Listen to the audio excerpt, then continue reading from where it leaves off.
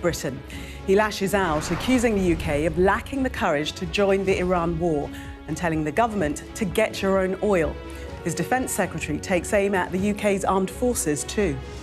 There are countries around the world who ought to be prepared to step up on this critical waterway as well. It's not just the United States Navy.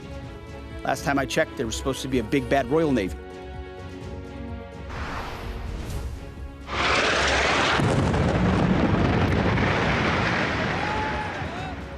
Missile strikes in Beirut as Israel ramps up military operations against the Lebanese militant group Hezbollah.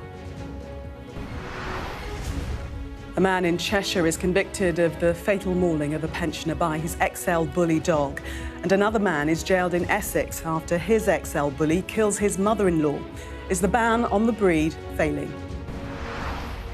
Plus, we asked the head of NASA if the first crewed mission to the moon for more than half a century will really blast off tomorrow. You just don't launch until you're ready, but I'll tell you, with all the preparation leading up to this, we're feeling very confident. We discuss the day's biggest stories with Sonia Soda and Ali Miraj. Plus, a first look at the front pages of tomorrow's newspapers, including coverage of Donald Trump's latest sideswipe against the UK.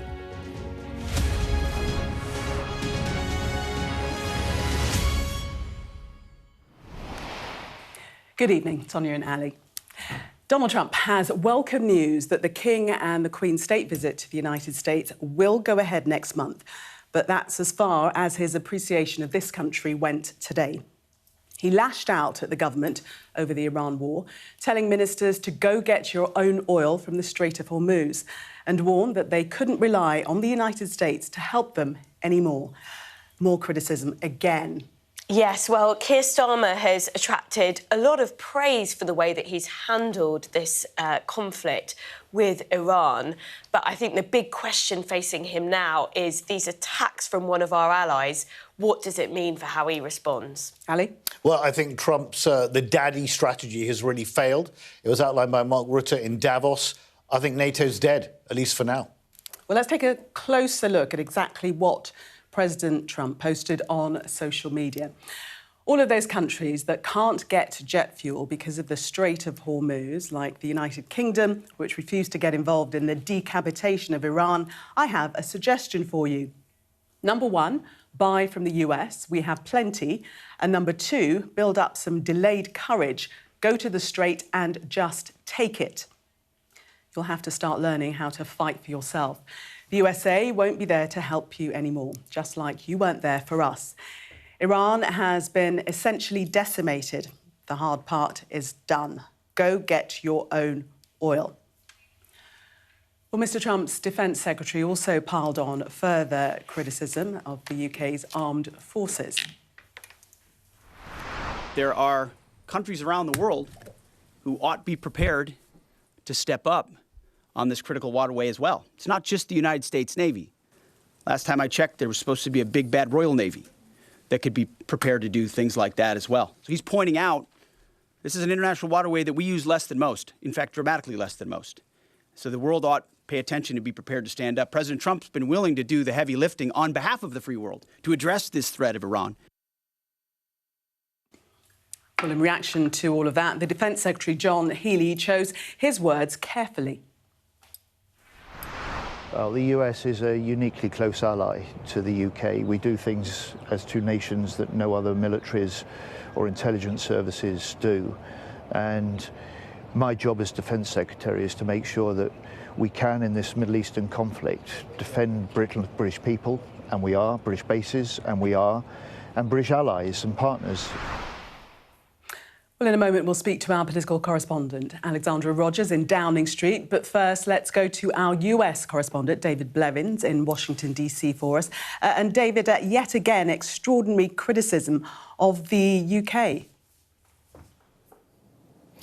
Yes, well, we have got two President Trumps today, actually, and we had them in the space of 2 hours. It was just after 7 o'clock in Washington this morning when he took to Truth Social to have another go at the United Kingdom, telling it to find some courage and to go get its own oil. But less than an hour later, Buckingham Palace issued that statement confirming that the King and Queen's state visit to the United States would go ahead later this month as scheduled. Now, the fact that the President had taken a swipe at the United Kingdom just moments before that statement was bad enough, but there was worse to come because another swipe followed the statement, this time, as you say, from his Defence Secretary, or the man who calls himself Secretary of War, Pete Hegseth, who appeared to be mocking what he called the big bad Royal Navy.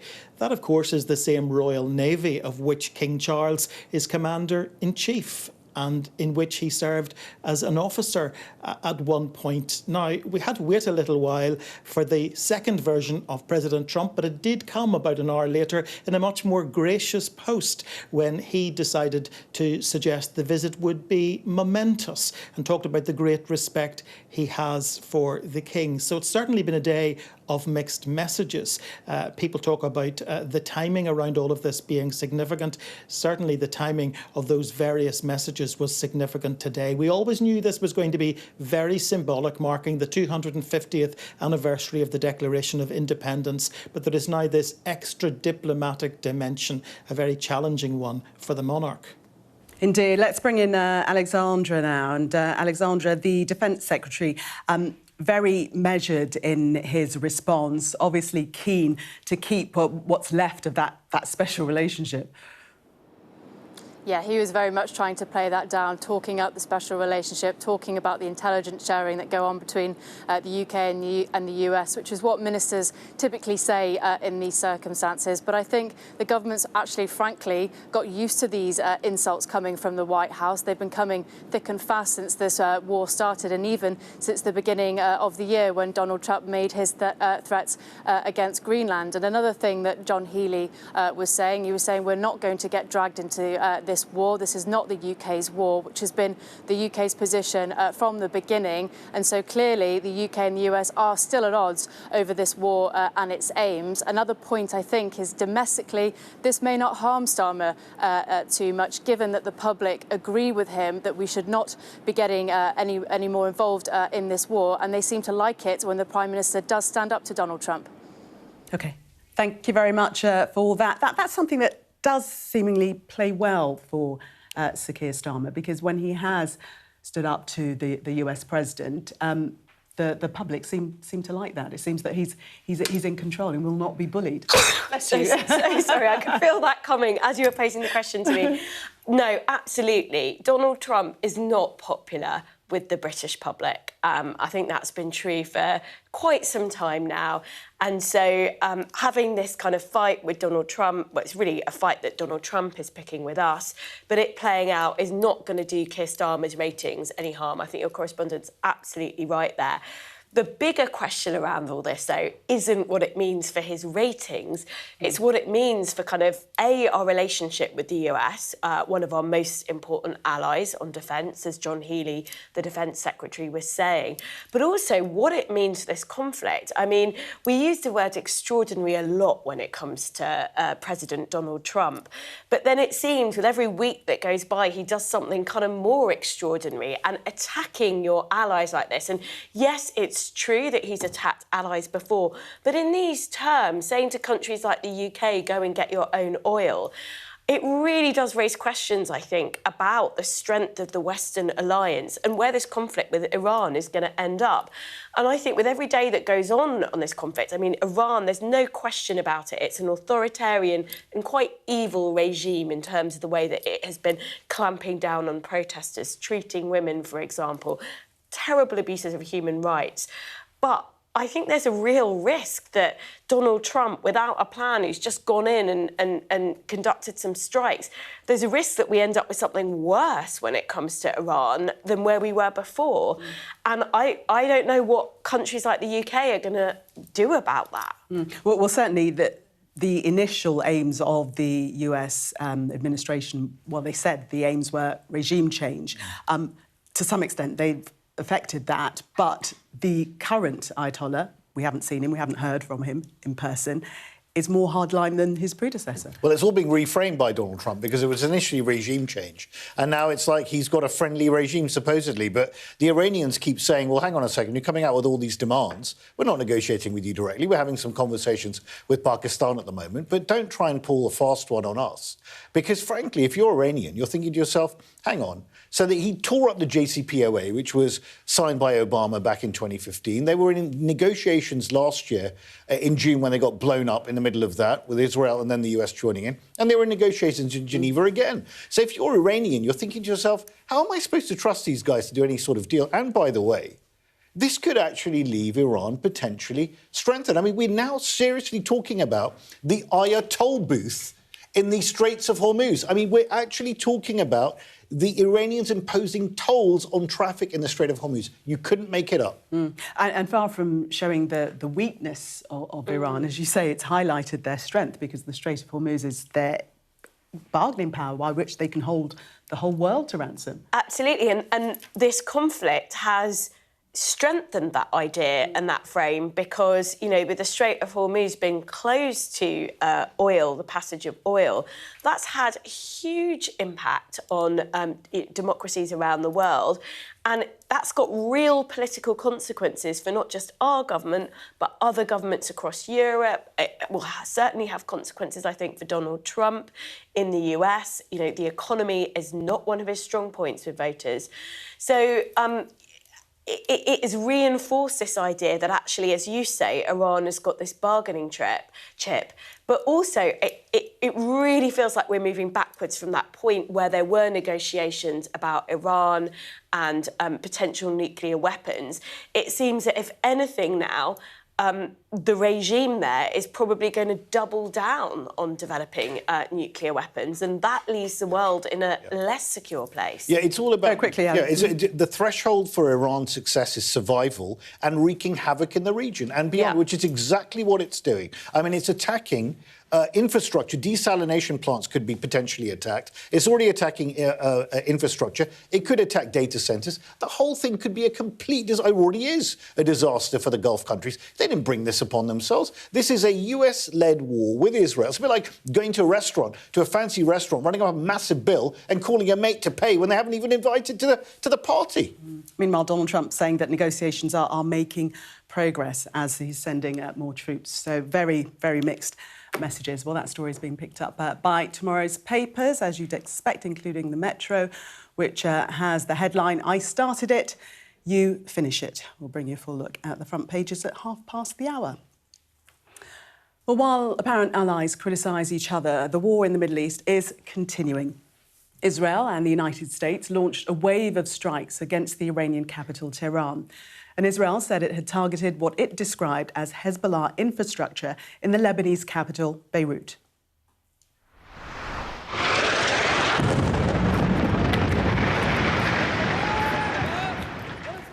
Well, this missile strike in the south of Beirut came shortly after Israel issued an evacuation notice to residents.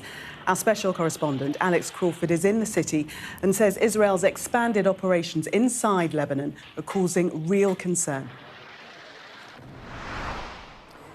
There's been absolute denunciation from the Lebanese government about the Israeli invasion and what they're now calling the Israeli occupation of the south of Lebanon. The Israeli defense minister, who announced that Israeli troops were going to be moving into and staying inside a huge swathe of Lebanese territory for the foreseeable future, has caused absolute dismay and anger amongst the Lebanese authorities. We've also seen Lebanese army troops pulling out of key positions along the southern border. They're not involved in this conflict, but they have suffered some deaths and injuries as a result of the first direct targeting by Israeli troops.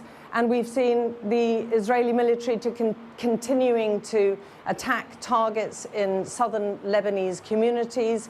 The Israeli defense minister saying that the people south of the Litani River, a huge 30-kilometer area inside Lebanese territory would not be allowed back to their homes and communities along Israel's northern border until Israel believes that the Hezbollah threat has been nulled, and that bodes very badly for the tens and thousands of people who've been put out of and fled their homes and communities, more than 1 million now in Lebanon in total. Yes, more than 1 million people displaced in Lebanon, more than 1,000 killed. This is definitely an escalation. We know Benjamin Netanyahu has really increased the invasion, particularly in southern Lebanon. We're back to Thucydides and the Peloponnesian War. The strong will do what they can and the weak will suffer what they must. Look, no one is saying that Hezbollah doesn't fire rockets into Israel. Of course they do. And it's absolutely right that Israel has a right to defend itself. Does that mean razing bridges to the ground? Does that mean displacing 1 million people from their homes? If this is actually going to... Well, they'll say that's not the intention. The intention is to target Hezbollah. Well, the intention is to have a buffer zone, right? I mean, this is... You could argue that Russia and Ukraine, same thing. They want a buffer zone too. I mean, this is the new world we're living in. So they would argue they're acting in self-defence. Go back to 1982, 18 years of Israeli occupation in Lebanon. We're there again now. Clearly, Benjamin Netanyahu wants this to be his legacy. He wants to secure the borders around. Where this all leads in terms of long-term Israeli security, I honestly do not know. You cannot deal with this in this way. You can't deal with this with the Iranians either in the way that they're doing without a political settlement. Because all you're going to have now is you're going to have Hezbollah still firing rockets. You're going to have the Houthis now trying to close the Bab al-Mandab Strait, right? Potentially attacking the Suez Canal. This thing is escalating now. And now you're talking about boots on the ground, the 82nd Airborne Division going into the region. Sonia, how does this all end? Because we still see Hezbollah attacking Israel. We still see Iran attacking Israel. We've got directions from America that their citizens should take shelter wherever they are in Saudi Arabia. I mean, it's not... I mean, it's scary, really, and it's hard to know exactly where it stops. And I think the thing that's so worrying about this situation would be it would be one thing if we had sort of a president in the US of sort of normal outlook and someone who is more moderate running Israel. I think the issue is we've got Donald Trump, who's completely crazy, in charge of the US, and then we've got Netanyahu, who I'm sorry to say is an extremist in many ways, and is fighting wars, I think, partly because of his own domestic political reasons and his own domestic political ratings. And as long as he's fighting wars, he's not facing Israeli voters in an election. And I think it is the sort of almost the whims of these two men, which is driving conflict in this part of the world now in a way that is incredibly unhealthy for global stability. So it is all quite frightening. And, by reports are that actually it was Netanyahu saying to Trump, look, I'm going to go into, launch strikes on Iran, whether America is with us or not, that actually kind of pulled Trump into sort of acting. So I do think it's...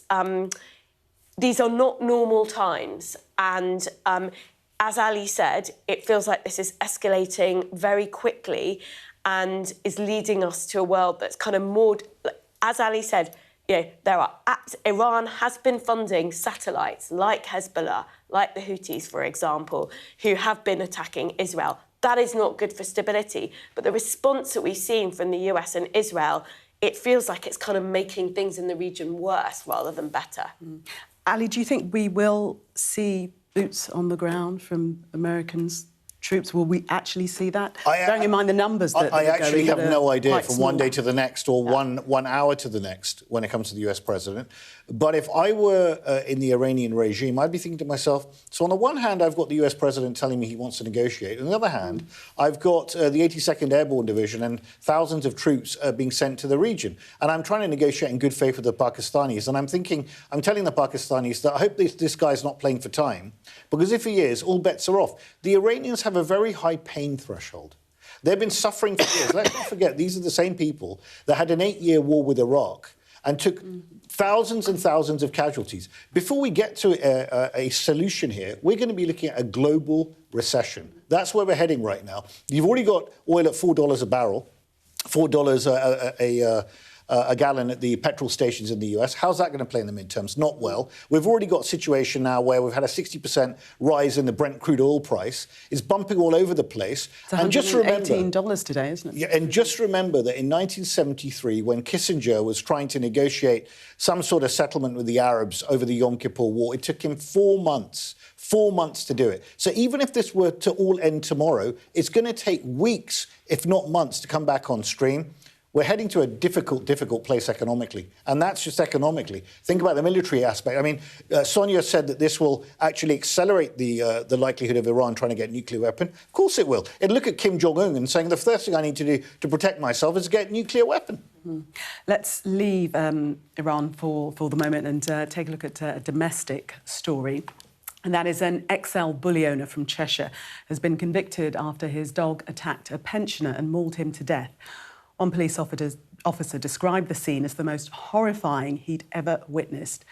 A warning, this report from Sky's Katie Barnfield contains content some viewers may find distressing.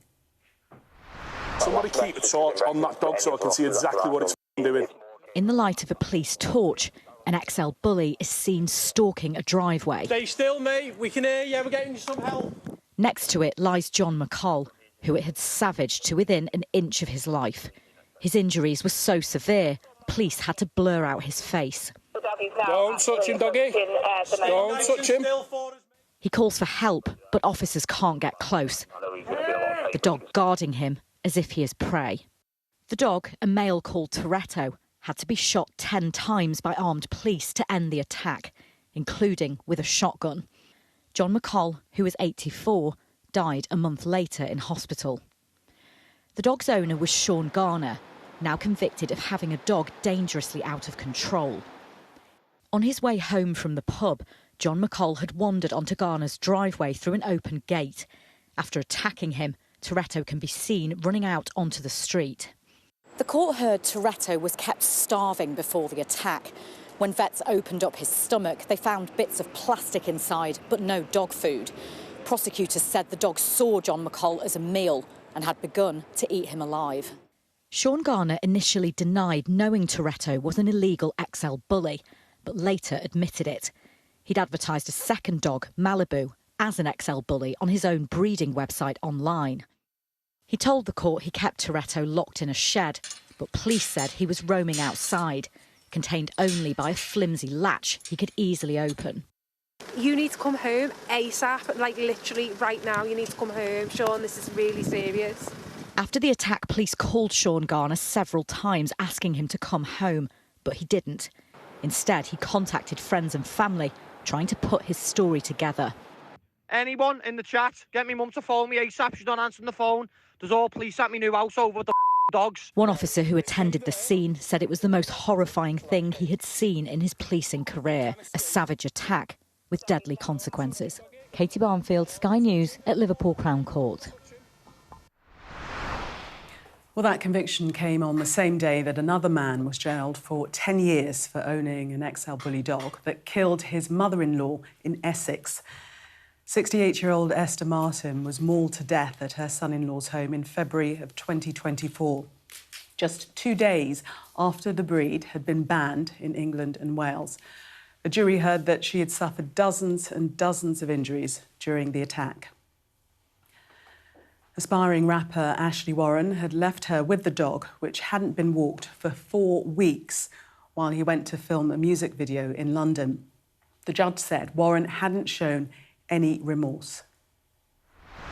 You had failed to respond to warnings and concerns about the dogs expressed by others, and you kept them in conditions which increased the risk that they would become aggressive.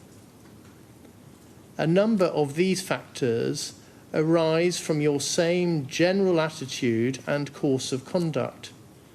I've been careful not to double count them, but in aggregate they demonstrate a sustained pattern of disregard for the law and for the lives and safety of others. So 2 shocking cases coming to the public's attention today regarding XL bully dogs. Is there something wrong with the way we are policing these animals? I mean, look, the law has been passed. You're meant to neuter the dogs.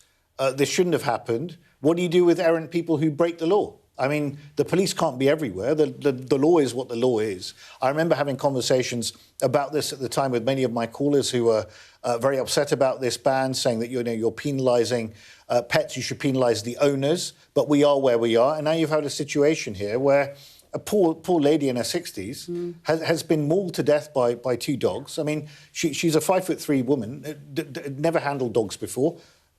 Someone's lost her mother here. I mean, it's absolutely appalling that that's happened. Yeah, I mean, some of them, the weight of the one dog alone, six stone. Should the breed just be banned completely? Yeah, I mean, I have no sentimentality about these animals.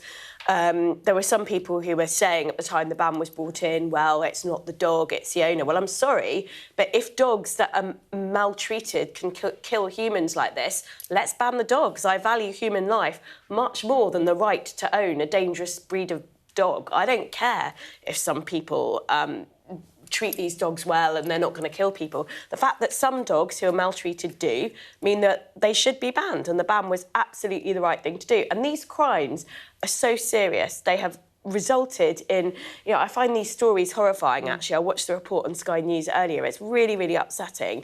I'm not sure if the first gentleman actually died, but two people have been killed as a result. And these are just news stories that have come to the fore today.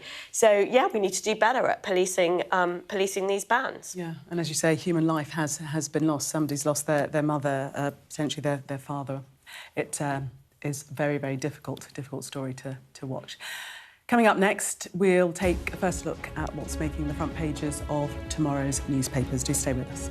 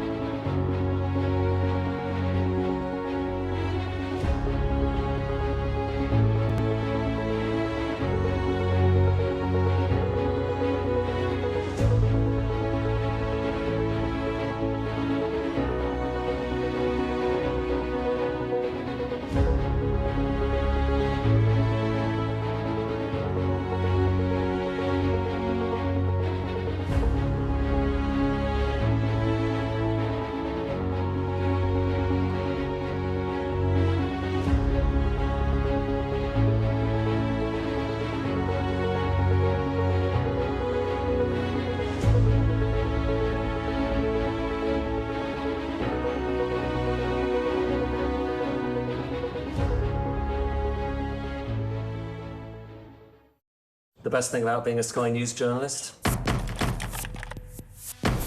I'll take you behind the scenes here for Election Night Live. They have gone up and up. Being a Sky News journalist. Ed Conway, Sky News, is anyone going to talk to us? Mortgage rates did go up very sharply during your time in office. Here it is. First off, just the scale of what we're looking at. Our data shows it's been happening. Question is, why it hasn't been stopped. Hello again, you are watching The Wrap. Time now to see what's making the front pages of tomorrow's newspapers for you. The Express reports on President Trump after he hit out at UK and European allies over the Iran war, telling them to get your own oil. The Mirror calls the comments a rant from an unhinged leader, saying he suggested allies just take oil from the Strait of Hormuz. And the Star's front page claims Trump is grumpy as he accused his allies of not being there for the United States. The Metro also carries the president's criticism, including that other countries will have to start learning how to fight for themselves. But the Telegraph leads on comments from the head of the Royal Navy that the force has work to do before it can successfully fight a war. The Guardian says the latest tirade from Donald Trump is a sign of souring transatlantic relations amid the continuing conflict. The Eye says pressure is now mounting on King Charles as his upcoming US state visit could become the last chance saloon for the special relationship. And that story is also on the front page of the Mail, which leads on accusations from MPs that Keir Starmer doesn't have a clear blueprint for the UK's future fuel supply. And amid the political fallout from the conflict, the front page of the Financial Times features the price of Brent crude oil, which has risen more than 60% in March, the highest monthly increase on record. Meanwhile, The Sun reports that the BBC knew about allegations against former radio DJ Scott Mills. So, Sonia and Ali, let's start with the Eye front page and that story mentioned about the state visit. The King will visit the United States of America in April. Donald Trump went so far as to give a date, but he will be walking a tightrope, won't he? For why, Ali? Well, the poor man's not well to start with. I mean, this is all he needs, quite frankly. I mean, look, the King is an assiduous diplomat. I'm sure he'll do the visit with great aplomb, and he's going with his wife, and it's a very important moment for the US, 250th anniversary. Of course, he wants to be there. And there is a lot of warmth between the US president and the royal family. You could see that at the state banquet in Windsor. Donald Trump genuinely values the royal family, and he loves this country. He describes Charles as a friend. He does. But, I mean, it's really difficult for the King. I mean, he's going to have to be doing a diplomatic balancing act here. His Prime Minister is being trashed on a daily basis, not only by Donald Trump, but the administration. I mean, this is the same Donald Trump that said just a few weeks ago that our troops stayed a little back from the front line in Afghanistan. I mean, how absolutely disgraceful is that to those servicemen and women who died in that war fighting alongside the US when they were attacked on 9/11, right? And that's why we went into Afghanistan. So it's going to be very difficult for the King. But look, what can we do? We can't cancel the state visit like the Liberal Democrats are saying. The reason why? Well, because we take $750 billion a year in inward investment from the US, and they account for 70% of our LNG inflows. What are we going to do? And also, that's before you get to the security equation here, where we're dependent on them for Trident, F-35s, and Five Eyes security. So they've got us over a barrel. If we want to play hardball with the US, you've got to have options. At the moment, we don't have any. Sonia, do you think that Donald Trump will be restrained in the King's presence? He won't go about criticising Sir Keir Starmer. We won't have the remarks, you know, he's no Churchill and your Royal Navy, their toys very inferior to our fleet. Do you think he will restrain himself? I suspect so. Donald Trump is incredibly changeable from moment to moment, but we do know that he's got a serious soft spot for the British royal family. He was extremely keen to come on his first state visit to the UK. You know, being invited to the palace was very important to him. So I suspect that he will take a different tone with the King than he has with all these sort of missives that he's been sending, these angry missives to Keir Starmer via kind of press conference and statements to journalists, etc.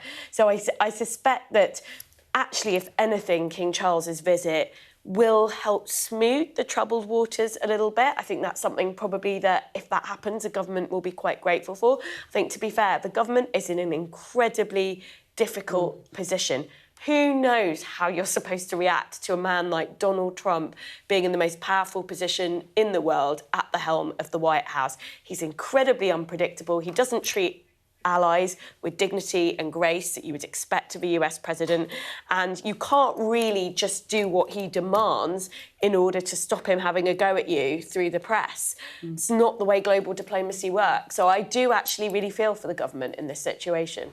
Let's talk about some of the things he's been saying to his allies. Sure. If we have a look at the front page of the Daily Express, one of the things is telling them to go and get their own oil. The actual quote, all of those countries that can't get jet fuel because of the Strait of Hormuz, like the United Kingdom, which refused to get involved in the decapitation of Iran, I have a suggestion for you.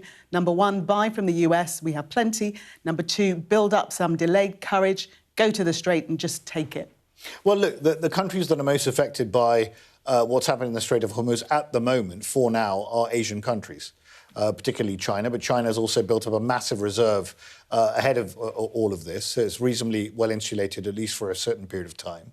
But this is all affecting the global oil price. This is affecting the price of a gallon at the US petrol pump. And he's got midterms coming up in November. How is this going to play in the midterms for him? Look, I don't know. Maybe he hasn't factored that in so far.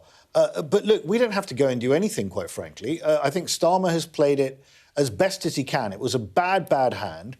I think Kemi Badenoch and I think Nigel Farage have not played it well. I think he held back. I think he said that he wanted to not get involved. Now he's been forced to allow bases to be used for defensive purposes. But why should we run headlong into a war in the Strait of Hormuz, putting our own servicemen and women in danger from Iranian drones? For what purpose? Where, frankly, you're dealing with asymmetric warfare here, where they could mine the strait, drones are wreaking havoc all over the place. It isn't like you're firing tomahawks and then you're having an equal war here. They're coming back with very cheap but very effective drones, which are wreaking havoc all over the place. You can see what's happening with the Gulf states. I mean, the Gulf states and Saudi Arabia are up in arms about it because they obviously didn't expect necessarily to have this level of barrage on them. But they were warning Donald Trump all along, don't attack because we are going to be in the front line. And they've been trying to build up particularly Saudi Arabia and the UAE as tourist haven hotspots. I mean, the whole entire business model is under threat right now. Yeah. But Saudi Arabia encouraging the United States to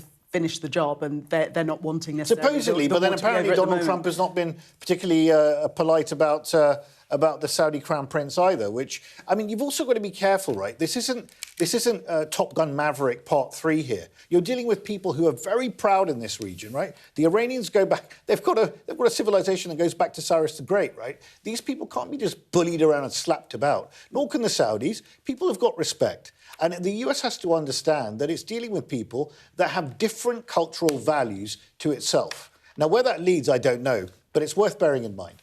But the one thing I will say, though, that in Iran, there are plenty of average people on the street who want to see that regime go down. But how many do we know? We haven't done a poll. But we've seen people out on the streets. Of course they are. And we've seen that. So, you know, it is important to acknowledge that there are some people in Iran but who now feel, you know, quite betrayed because actually the level of US intervention has not been what's needed to actually get. That's true. The only thing I would say is that we need to be a little bit mindful about what happened with Ahmed Chalabi in Iraq. Yes, you're absolutely right. There are lots of people that want to see the back of the regime, particularly diaspora Iranians here. There may be some others who don't. And remember, there was an Iranian revolution in 1979 that brought this regime into power. So we just need to be careful about... That was a long time ago. It was, but we need to be careful about drawing conclusions. Just to finish on Iran, the Daily Mail looking at the question of whether Sir Keir Starmer has a plan to deal with the global fuel crisis, and also the FT looking at the price of oil. We've already mentioned over $118 a barrel today. It's reached that height. Let's take a look at the Telegraph front page and this story regarding what the BBC knew about Scott Mills. An allegation was made a year ago, which they didn't investigate and have now apologised for, Sonia. Yes, that's right. So this is new emerging information tonight, and this is from a freelance journalist called, I'm just going to get her, well, she used to be a presenter for the BBC and for ITV, and she wrote to the BBC a year ago because she had credible information from a source, allegations of inappropriate communications from Scott Mills. She wrote to the BBC to raise it and asked them a series of questions about how they were dealing with it, and they never responded to her. And I think the reason why this makes the BBC look bad, so we don't know 100% why the BBC sacked Scott Mills last week. We know there was this police investigation back in 2016 in response to allegations of sexual misconduct involving somebody who was a boy who was underage, but the Crown Prosecution Service didn't think that the evidence met the threshold to go ahead and charge. So the decision to sack him may or may not be related to that set of allegations. But it now turns out a year ago, there were some allegations that were put to the BBC. And the thing is that the BBC has been criticised before in terms of the way that it handles allegations put before it about its big star presenters. So everyone will remember the case of Hugh Edwards. And it was accused of dragging its feet there, not investigating allegations properly, and only really acting when it was forced to act. So I think this is quite troubling for the BBC in some ways, because there should have been alarm bells going off at the corporation when someone wrote to it saying, right, maybe we need to investigate these allegations properly. Bring in a statement from the BBC and just take viewers through that. They say in the statement, we received a press query in 2025 which included limited information. This should have been followed up, and we should have asked further questions.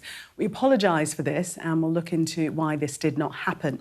More broadly, we would always urge anyone who has concerns or information to raise it with us. Is that sufficient in your estimation, Ali? Well, look, I think the BBC has some serious work to do. I mean, welcome to the new Director General, right? He's been handed a hospital pass within, like, what, a couple of days of taking over. Look, the BBC doesn't have a glittering record with some of its stars, right, and impropriety. I don't know what's happened here. I've no idea. It'd be good to hear from Scott Mills. He's been very quiet so far. Maybe he'll have something to say. But we think about Savile, we think about Hugh Edwards, we think about Rolf Harris. So the BBC's had a lot of things to deal with. Look, I don't know the ins and outs of it. Let's see what comes out in the coming weeks. I do believe in fair process and justice and all the rest of it, and innocent until proven guilty. In this particular case, the big question the BBC has to answer is why it did not look into these allegations a year ago when they were raised to them. And it's coming at quite a critical time for the BBC. There are negotiations upcoming with the government about its future funding. There have been a lot of controversies about the BBC in recent weeks and months, particularly around impartiality, accusations about, you know, whether the BBC is actually impartial on very contested, controversial issues in society. So there's always a sort of aura of controversy, I suppose, that surrounds the BBC. It's always a contested issue, but this is a key set of negotiations for the BBC coming up in coming years, and it's not good for it to have stuff like this in ether. OK. Thank you very much, Sonia and Ali, for the moment. I just want to bring some breaking news to the viewers, and that is that a man has been charged. This is a police statement charged in connection with an incident in Derby city centre. 7 people were injured, some seriously, after a Suzuki Swift was in collision with a number of pedestrians in Friargate at about 9:30 p.m. on Saturday. All 7 were taken to hospital with serious but not life-threatening injuries. 4 people have since been discharged from hospital. A 36-year-old man has been arrested and charged in connection with an incident in Derby city centre. I want to take you straight to the White House now, where Donald Trump is speaking. He's just taken some questions.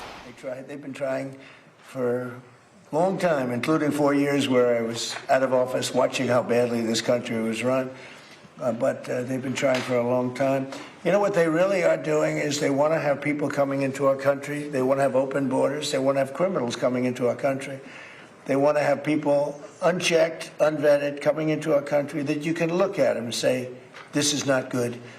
And that's what happened. They allowed 25 million people into our country. Many of those people were criminals. Many of them were drug dealers and murderers and people that were let out of mental institutions, prison populations in some countries. The Congo, almost its entire prison population was allowed to come into the United States of America, the Congo. Many of the countries in South America, they emptied their prisons out into our country. This was under Biden, and nobody can tell me that's a good thing. And yet, they haven't changed their ways, because if they ever took power, they would open up the borders and they would let people pour in and destroy our country. So I have many powers, but I don't have to use them. I mean, only in severe cases. Yeah. Mr. President, thank you. If you were able to sign the executive order to pay the TSA agents, why not do the same for FEMA and other agencies within the Department of Homeland Security? Well, FEMA's different, because FEMA, I really believe that it's fine, but I think it's very inefficient. I think, you know, we have smart governors, and one way to tell whether or not they're smart is how well they do. FEMA's a very expensive way of trying to put out a problem. But what I'd rather do is let the states do it and help them financially, but let the states do it. In other words, you'll have a hurricane in Florida, and people who come from Alaska, they haven't been to Florida. By the time they get used to it, you know, the problem can be solved. So I've never been a big fan of FEMA. I like to keep it local. I like to see governors and neighboring states help each other, as opposed to FEMA. FEMA is very expensive, and it really doesn't get the job done. You know, North Carolina, they did a terrible job until I became elected a second time, and I went and, you know, we had that tremendous water flood. There was a water hurricane, the likes of which nobody has seen. Land areas that never had lakes all of a sudden had lakes that you couldn't even get to it. And actually, we were helped by Elon Musk with the communication, with his great communication system that worked very well. We were very lucky, saved a lot of lives. But no, we got to do things right. And if you don't do them right, we shouldn't do them at all. Yeah, please. Thank you, President Trump.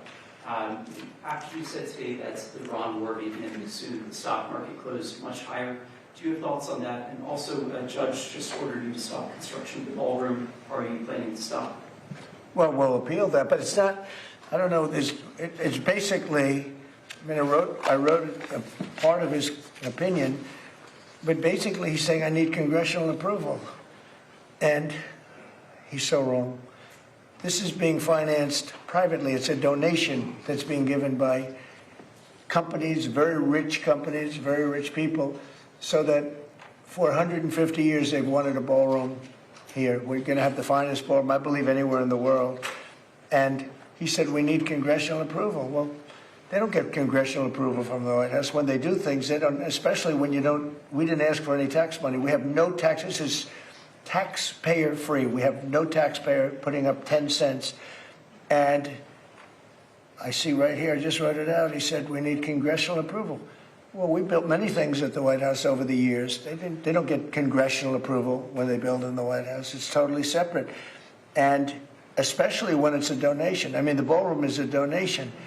It's gotten great reviews. People love it. And presidents for 150 years have wanted this ballroom to be built, because when we have President Xi or other presidents or prime ministers coming, we don't have a big room. We have the East Room, which is very small. And he said we need congressional approval. He also said, but this is positive for us, I'm allowed, that meaning we are allowed to continue building as necessary to, let's see, what is that? To cover the safety and security of the White House and its grounds. So it says here very carefully, the safety and security have to be protected of the White House grounds. Well, that's what we're doing, because everything's bulletproof glass, et cetera, including the ballroom. And then it goes construction and all of the things necessary. It says personal safety of the president and his staff are a part of that. So it talks about that we're allowed to continue building. In other words, he put an order on, and even that he gave 14 days. We don't need it, because that's what we're doing. He's allowed to continue building as necessary. And when it talks about the safety and security of the White House and its grounds. So just so you know, I wrote some of the thing down. We have a drone-proof roof, and it talks about the president and his staff. Well, we don't have a lot of bulletproof glass. The White House was built a long time ago. This has the highest level of, in fact, they call this grass, the glass, it's bulletproof and it's ballistic proof. It's very thick, it's like that. And it's going 45 feet high, and every window is covered, every door is covered. The roof is drone-proof. We have secure air handling systems. You know, bad things happen in the air if you have bad people. We have bio-defense all over. OK, we're going to leave Donald Trump there in the White House. He's supposed to be signing executive orders really on the fraud in postal voting, but as is his wont, he's taking questions on very many things. If he does have some comment on Iran, we will return to the White House, but for the moment we shall leave that there. Now, NASA says there's an 80% chance of launching the first mission to send astronauts to the moon in more than 50 years tomorrow. The space agency has given an update on how weather conditions in Florida might affect the Artemis II mission. Our science correspondent, Thomas Moore, caught up with NASA Administrator Jared Isaacman at Cape Canaveral and asked how the team were feeling ahead of the launch. We've had an opportunity for a very long time now to get prepared for this moment. Lots of flight readiness reviews, like pre-flight readiness reviews, flight readiness reviews, testing of all the hardware, training, simulations. You know, the team is ready. The astronaut spirits are really up. They're energized and ready to go. So, you know, I think this mission's going to go. Unless we are very confident that we understand all the risks and that we've done everything we can to drive them as close to zero as possible before accepting them, we don't go.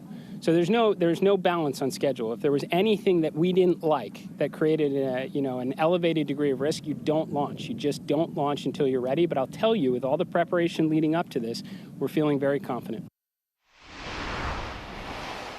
Well, there it is, live, Cape Canaveral, the rocket, the Artemis II, to be launched in just over 24 hours, I believe, when it's scheduled to launch tomorrow. We'll, of course, bring you that live, should it go ahead. They're saying that the weather, there's an 80% chance that it will take off.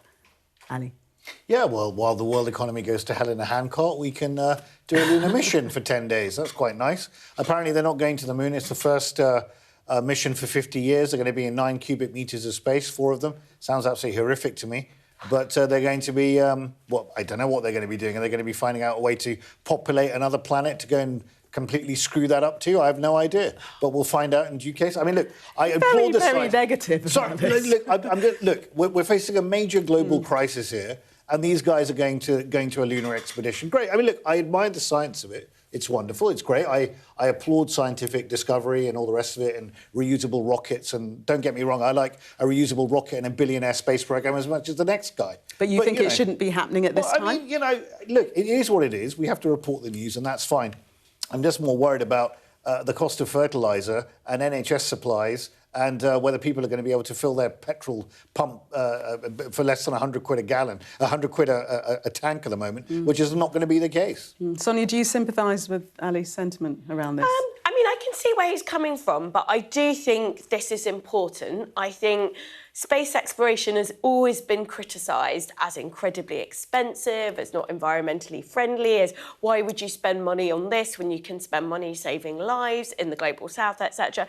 And look, there's something to those arguments, but we have benefited from such rich technologies that have come from space expedition so far. Things like, you know, non-stick on saucepans, for example. It sounds trite, but we wouldn't have had that without NASA investments in the technology that it took to get to the moon. And the fact of the matter is that China is investing so heavily in moon exploration and, you know, potentially even in kind of putting a flag down on the moon and mining it for minerals and stuff. But I just don't think that countries like the US can take its eye off the ball here. Ali, you joked about, you know, potential of going to corrupt another planet, but one of the missions behind the Artemis II expedition is to try and forward the debate for life on Mars. Yeah, well, we've screwed up one planet, so why not screw up another? I mean, look, this is the point that Elon Musk makes about interplanetary living and trying to increase longevity and live forever effectively, right? I mean, we've got major serious concerns over here about how this planet is being managed, and we have to balance all these issues around fossil fuels and threats to our ecosystems. Ali, hold that thought. We're going to go back to the White House. Donald Trump is speaking on Iran. Because we have a madman that wants a nuclear weapon, and if we didn't knock him out with a B-2 bomber, we would have a nuclear weapon right now. It would have been used before today, and you may not be standing there asking that question, okay? So I think we have a country that understands that. I see CNN did a poll, and they talked about voters or MAGA voters, and my poll came out at 100%. Nobody covers that poll. They had another poll was at 92% approval. I think that the people understand it. We'll be leaving very soon, and if France or some other country wants to get oil or gas, they'll go up through the Strait and Hormuz Strait. They'll go right up there, and they'll be able to fend for themselves. I think it'll be very safe, actually, but we have nothing to do with that. What happens in the Strait, we're not going to have anything to do with, because these countries, China will go up and they'll fuel up their beautiful ships and they'll leave and they'll take care of themselves. There's no reason for us to do it. We hit them hard. We got rid of a lot of the radicalized lunatics along the Strait. But if they want something, but I would say that within 2 weeks, maybe 3, we're hitting them very hard. Last night we knocked out tremendous amounts of missile-making facilities. As you probably read or wrote, we knocked out. Excuse me? Pardon me for interrupting. The U.S. will be gone or done with the war in 2 or 3 I think weeks? 2 or 3 weeks. Not 3 weeks. If it is We'll 3 leave, weeks, because there's no reason for us to do this. Look, problem with the Strait, a guy can take a mine, drop it in the water, and say, oh, it's unsafe. It's not like you're taking out an army or you're taking out a country, or they can drop it. Or you can take a machine gun from the shore and shoot a few bullets at a ship, or maybe an over-the-shoulder missile, small missiles. That's not for us. That'll be for France. That'll be for whoever's using the Strait. But I think when we leave, probably that's all cleared up. Today I heard tremendous numbers of ships were sailing through. We're negotiating with them right now. They've been, again, we have had regime change. Now, regime change was not one of the things I had as a goal. I had one goal. They will have no nuclear weapon. And that goal has been attained. They will not have nuclear weapons. But we're finishing the job, and I think within maybe 2 weeks, maybe a couple of days longer to do the job. But we want to knock out every single thing they have. Now, it's possible that we'll make a deal before that, because we'll hit bridges, and we've hit some. We'll hit some bridges. We've got a couple of nice bridges in mind. But if they come to the table, that'll be good. But it doesn't matter whether they come or not. We've set them back. It'll take 15 to 20 years for them to rebuild what we've done to them. They have no Navy. They have no military. They have no Air Force. They have no telecommunications. They have no anti-aircraft systems. They have no leaders. You know, their leaders are all gone. That's why we have regime change. We have nice new leaders. Peter? Thank you, President Trump. You talked about how the ballroom needs to have a drone-proof roof. Right. There have been drone swarms flying over sensitive military installations in the U.S. over the last couple of weeks. The reports are they don't look commercial and they can't be jammed. Is this another country's military? I don't think so. We have a great system of. Do you notice that over the last 4 or 5 days you haven't seen very many drone hits, right? We have some unbelievable anti-drone weaponry that's incredible. But you want to have, like, for instance, the ballroom. We have a very powerful steel roof with other things in it. And you want to have, if you're building a building for security, just like his judge's opinion, you have to have security for the president and his staff. You need heavy, strong ceilings. You need seriously thick, bulletproof, ballistic glass. And we have that. Other buildings don't. You know, fairly modern buildings don't have that. They have roofs that are weak and they have regular glass windows. There was this incident down at Barksdale, though, where apparently a whole swarm of drones for a couple hours was over the flight line. There's a lot of really important planes down there. Yeah. How concerned are you that this is something? Well, I'm not concerned. Yeah, I know about it. They've checked that out and they've gotten to the bottom of it. You know, you have a lot of people now that fly these things all over the place, and we're coming down very hard on them. But we're able to take them out militarily. We're able to take them out very easily. And a new thing is lasers. You know, the lasers are becoming very, very effective. You hit a drone and it melts in air. It's a beautiful thing to see. If it's coming at you, having a laser is a very nice thing. But we have, there are methods of defending against drones. I mean, the advantage from the standpoint of defense is they don't go very fast relative to a F-22, that plane right over there. They go very slow. They can be also shot out of the air by, you know, high-quality aircraft, which we have more than anybody ever had. And there was a viral video this week. I don't know if you saw it. Army helicopters hovering near Kid Rock's house in Nashville. Did you see that video? I didn't see it, no, but I'm sure they had a good time. Well, so the Army just said the crews of these helicopters have been suspended. What do you think of that? Well, it depends. Are they, well, they probably shouldn't have been doing it. Yes, you're not supposed to be playing games, right? But I'd take a look at it. They like Kid Rock. I like Kid Rock. Maybe they were trying to defend him. I don't know. Does Iran have to make a deal? Does Iran have to make a deal for the U.S. to end its operation in Iran? And have you spoken? And Iran have you doesn't have spoken to. directly? Iran doesn't have to make a deal. No. Yeah, I've spoken to a lot of people. It's a new regime. They are much more accessible. They are right. You know, they said, we have a present for you, Mr. President, out of respect. And they said, wait a minute, you wanted me to answer the question. You're a fresh person. You know, we've had a lot of problems with you, haven't we? No, they don't. You asked me a question. No, they don't have to make a deal with me. When we feel that they are, for a long period of time, put into the Stone Ages, and they won't be able to come up with a nuclear weapon, then we'll leave. Whether we have a deal or not, it's irrelevant. Now, it's possible that we'll have a deal because they want to make a deal. They want to make a deal more than I want to make a deal. But in a fairly short period of time, we'll be finished. They will not be able to do a nuclear weapon for years. And when they are ready, maybe in a long time from now, able to do a nuclear weapon, you'll have a president that will be like me in that he will go there and he'll knock the hell out of them again because they cannot have a nuclear weapon. They are very radicalized people. They're very sick leaderships. And I will say, though, that the leadership we're dealing with now, with the new regime, because we have a new regime, and the new regime is much better than the past. Yeah. Mr. President, the Iranian government threatened a bunch of U.S. companies today in the region, including Google, Apple. With what? What did they threaten them with? BB guns? Or well, that's they don't have much left to threaten. My question for you is, are you... I don't know. I mean, what did they... You made a statement. What did they threaten them with? I don't know. Tell me, how did they threaten them? Well, all I know is that they threatened them, sir. What does that mean? Fair enough. He said something nasty. Is the government in touch with these companies? Are you helping to backstop them? You don't even know what the threat was. What was the threat? I haven't heard it. What was the threat? Did they say they're going to blow them up? They're going to hit them? They're not.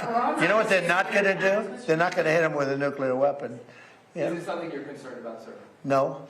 Iran's RGC issues a warning that they will target 18 U.S. technology companies if the U.S. continues targeted assassinations of Iranian leaders beginning on April 1st. Those companies include NVIDIA, Apple, Microsoft. Most of those people are dead already. Yeah, Peter? I got one. Your son Eric posted a photo of what will be the Trump Presidential Library. Yeah. It's a huge skyscraper. In Miami? Is that all a library? What else is going in? No, well, it's a library. It's a museum or a library. It's a presidential. But I wouldn't start it till I'm out of office. I don't believe in building libraries or museums. It's really like the Barack Hussein Obama one in Chicago. In not a good location, and it's a very unattractive building that's seriously late and seriously over budget. I think you're going to see a great one here, and it'll go up on time, on budget, best location in Miami. They say it's the best block in Miami, and the state worked with us. Will people live in the floors? No, it's going to be most likely a hotel. You know, this concept could be office, but it's most likely going to be a hotel with a beautiful building underneath and a 747 Air Force One in the lobby, which is going to be a trick. And the Supreme Court tomorrow is going to hear arguments about your executive order trying to get rid of birthright citizenship. And I'm going. You're going to go to the Supreme Court I think tomorrow? so. I do believe. And just sit there and listen. Because I have listened to this argument for so long, and this is not about Chinese billionaires or billionaires from other countries who all of a sudden have 75 children or 59 children in one case or 10 children becoming American citizens. This was about slaves. And if you take a look, slaves, we're talking about slaves from the Civil War.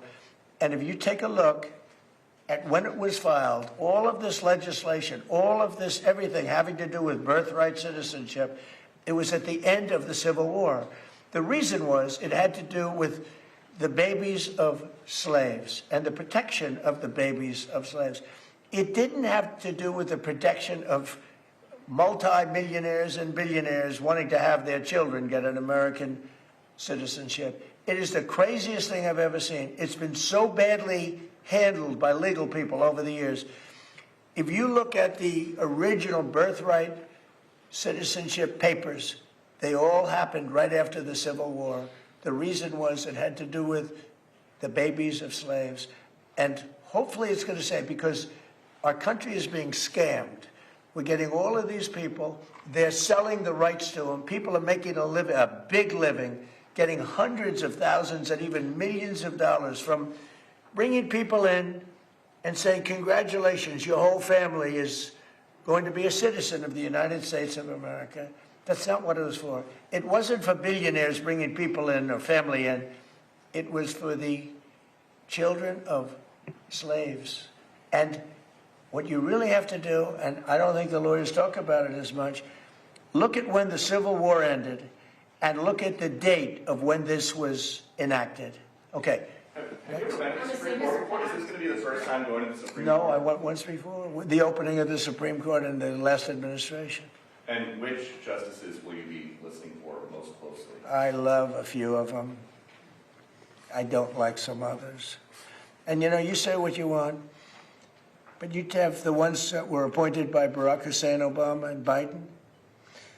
I don't care how good your case is. You can have the greatest case ever. They're going to rule against you. They always do.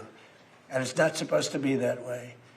Now, the Republicans tend to be very different. They want to show how honorable they are. So a man can appoint them and they can rule against him. It's so proud of it. We're so proud we ruled against Trump. We're so proud. We're above it. There are those that say that's wonderful, and there are those that say they're so stupid. But the Democrats never fail at one thing. When Barack Hussein Obama or when Biden appoints somebody, they go along that line. You can have the greatest case in history. And almost, I guess I have to say almost, maybe I don't have to say it, almost without fail, those people, 4 of them, sometimes 5 of them, but 4 of them will vote against you. You don't have a chance. You don't have a chance. And that's not what the court system is. Now, the Republican appointees tend to go, and this has been long before me. This has been for many years. Some people would call it stupidity. Some people would call it disloyal. Some people would say they're right in doing it. And I don't mind being right, but the other side almost never does it.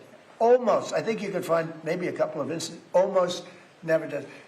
When a Democrat appoints a judge, and I'm talking about judges, not just justices, you go before some of these Democrat judges in Washington, D.C., and you don't have a chance.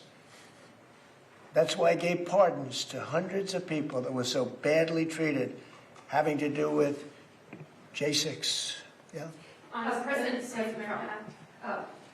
Next. Oh, do you have a question? Yeah. Let's go. I didn't see you over there. Sorry. You've been so nice. Here we go. Now she's gonna hit me with a bad one. Go ahead. On the Save America Act, Mr. President, do you still think it's going to pass? Were you I don't know. It's the craziest thing. The Democrats are totally against it.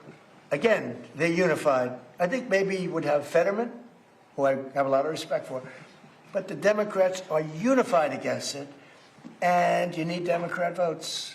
Unless you do something smart called the filibuster, terminate the filibuster, which they should do. Republicans should do that, but there are a couple of Republicans that maybe they're not so smart, because the Democrats will do it on the first day in office, maybe the first hour. It's a question, will it be the first hour or the first day? So who can believe that a person, you can't even get it to the floor, that a person wouldn't vote for think of it, for citizenship, proof of citizenship, for voter identification. And we also added one, we added mail-in ballots. Mail-in ballots with exceptions for the military, for people that are sick, people that are traveling, for the disabled. We have very generous exceptions. But who would believe that that would be possible not to get those things to vote for? And then we added, best of Trump, we added no men and women's sports, different subject, but we added that. And we said no transgender mutilization of our children. These are all 90, 95, maybe 98 in some cases, maybe 99 in terms of those first two. If you talk about the first two, I think at 98, 99% voter identification, right? Wouldn't you think? Don't you think it's nice with picture? Wouldn't you think it's nice when the Democrats had their convention? I remember it so well. You had to have identification to get into the arena, and they had a card that was bigger than most of their chests, and it had everything. It had their picture. And if you didn't have that card, they threw you away. In New York City recently, we had a big snowstorm. Mayor Mandami he called out for people to shovel snow, but you had to give identification with picture. If you didn't have, and it wasn't one identification, you had to have two. So to shovel snow in New York City, you need identification, double with picture. But to vote, which is maybe our most cherished thing, you don't need. They don't want voter ID, the Democrats, because they want to cheat. The problem is we need their votes. In order to get it, you need their votes. And look, they know their policy is so bad. They know that if they gave those votes, they might never win another election. So they're fighting like hell. They're actually fighting for their survival because their policy, the Republicans have great policy, smart policy, strong borders, low interest rates, low taxes. We just gave you the largest tax cut in history. All these great policies, we want a strong military. Look at our military. We have the strongest military. Look what happened in Venezuela. It was so incredible. People said the greatest military maneuver they've ever seen. Look what's happening in Iran. We're totally unchecked. Everything's been bombed out. They have no anti-aircraft protection. They have no nothing. They don't have anything. Look at our military. The Democrats don't want that. And when I read the fake New York Times, you take a look at it, it's like, oh, they're putting up a good fight. They're not putting up a fight. They're not even shooting at us, okay? We have planes are just ruling the sky. We have airplanes. Those two. We have airplanes. Nice, right? Lincoln with a little modern touch. The great Benjamin Franklin with a little modern touch. But think of it. They are roaming the skies over Tehran. They're not even being shot at because their equipment's been totally decimated. They have nothing to shoot. They have no Navy. They have no anything. And just think about this. They have no Navy. They have no military. They have no nothing. They're losing. They admit they're losing. They're begging to make a deal. And if you read the fake New York Times, a corrupt newspaper, where I'm suing them and I think I should do very well, but you would almost think, who's winning? It's so fraudulent. But just to finish up with the New York Times, if you read the New York Times prior to my election victory, including the first one, and the second one too, I won 3 times. I won 3 times convincingly. But let's go to the third victory. If you read the New York Times, you would say, oh, Trump's going to lose. But I won in a landslide. I won the popular vote. I won the Electoral College in a massive number, right? Massive. I won the counties, 86% of the counties I won. All of these different things. Winning the popular vote for Republicans, pretty amazing. But if you read the New York Times for months and months and months, you were hearing, oh, Trump is doing so badly. We have to straighten out our media. The reason their circulation is way down, the New York Times circulation, has gone way down. Washington Post is almost extinct. The papers that are being dishonest, papers generally, people don't believe the media. And to finish, I got 93% bad publicity. Some people say 97, but between 93 and 97. A person that gets 97% of bad stories, maybe Caroline's doing a poor job, I don't know. She's my representative. You're doing a terrible job. Should we keep her? I think we'll keep her. But I get 93 to 97% bad press, fake press, all fake. I won in a landslide. When you get 93 to 97 bad stories, bad press, and you win in a landslide, you know what that says? People don't believe the press. And when people don't believe the press, that's a very bad thing for our country. And when you look at, let's say, the New York Times or the Washington Post, the stories are so fake. Wall Street Journal, too, a lot of bad stories. I don't know what happened to them, but they're bad. Their circulation went way down, Wall Street Journal. I don't know if you saw the numbers that came out yesterday. New York Times, way down. Wall Street Journal, way down. Washington Post, #1, way down. Because people don't believe them anymore. And until they get, it's not the paper, it's not the big, it's that they have no credibility anymore. OK, well, we'll leave Donald Trump there complaining about the media again and fake news. But Ali and Sonia, from what you've heard so far, is this the clearest indication that he's looking for an exit? Well, I mean, he was saying that he wants to be out in 2 or 3 weeks. So it does feel like a very clear steer that that's on the cards. I thought what was quite extraordinary was he's changed the tune again about what the purpose of this American intervention in Iran was. You know, we were hearing before that it was about regime change. Now he's saying, well, it's not regime change. I mean, I achieved it anyway, but it was stopping Iran from having a nuclear missile that was ready to use. And he just made some crazy claims in that. He said if the US hadn't acted, a nuclear weapon could have been used and we might not have all been standing here today, was the implication of what he was telling a reporter in the White House. So it just goes to show, I think, how hard it is to trust anything that Donald Trump says. You can't rely on it. The narrative continually shifts, and it's very hard to make sense of. But yes, I think you're right. It's very clear that the US does not want to be involved in this conflict long term. But then it is a question of, well, why did you go in without a plan? What was the game plan here? Yeah. It seemed to be changed by the minute. And very mixed messages in that little briefing that we saw there in the White House. He said that a madman who wants a nuclear weapon can't be allowed to exist. But then he also said that there is a new regime now, which is much more acceptable. They don't have to make a deal with me when they are put into the Stone Ages and can't come up with a nuclear weapon. We will leave, don't have to do a deal. And it could be within two weeks, as you say. Is anyone buying this baloney? Really? I mean, you know what I feel sad about? I'll tell you who I feel sad for. The 20 US military personnel who were injured on Friday in Saudi Arabia on a base. Right? What are they making of this absolute nonsense that's coming out here? I mean, you talk about escalation dominance here. Escalation dominance at the moment is not with the US. It's with Iran. And if you read every pronouncement that's coming out of the Iranian regime, which apparently has been replaced, every pronouncement is, we can't trust this guy, right? And he's also made, the thing that I picked up in there, apart from the fact that people are dying, right, and this has become a gamification of war. You listen to Pistol Pete Hegseth and you listen to the US president, and you're thinking, war is difficult, war is hard. War, sometimes you have to go to war with your enemies. You do it with a heavy heart, right? There's no. This isn't like playing a video game here. These people have made war like gamification. And the interesting thing about this whole thing was an admission on his part, after he told us, by the way, last June, that their nuclear capability had been obliterated. An admission there was, if another US president in the future has to come back, they'll also hit them hard, i.e., they have capability, and even if we obliterate it now, they could come back.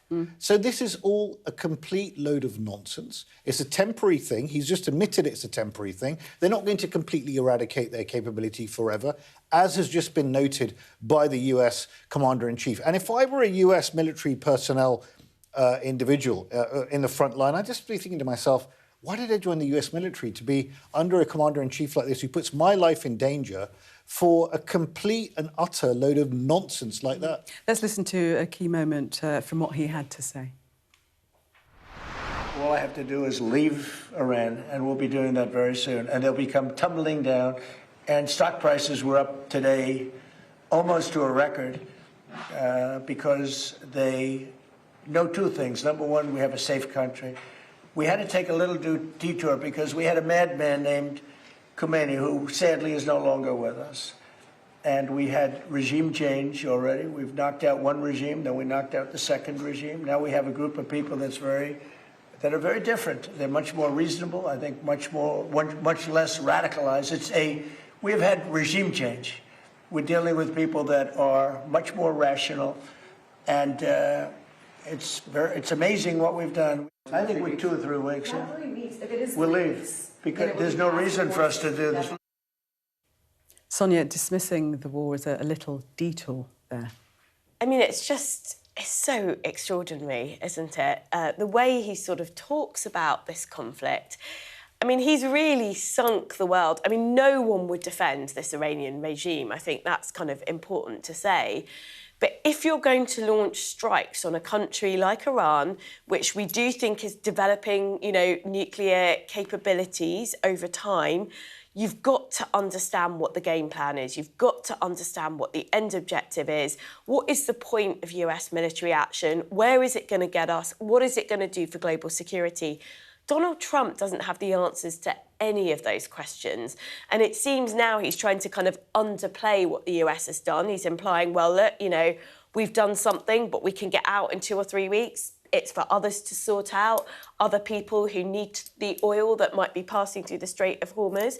This is not the way that, and the way that he's behaving, it's not the way that it's appropriate to treat allies like the UK, like countries in Europe, for example. It shows a really profound disrespect. And I think it shows what a difficult situation we are with this man at the helm. He's got the power to unleash all kinds of chaos, and he seems to be quite gung-ho about using it. I'm a bit disappointed, though, Sonia, in the fact that you're talking about a very serious war in the way you are, because surely you should be focusing on the drone protection system on the White House ballroom, right? I mean, seriously, people are dying, right? Whether they're your enemies or not, fine, people kill enemies.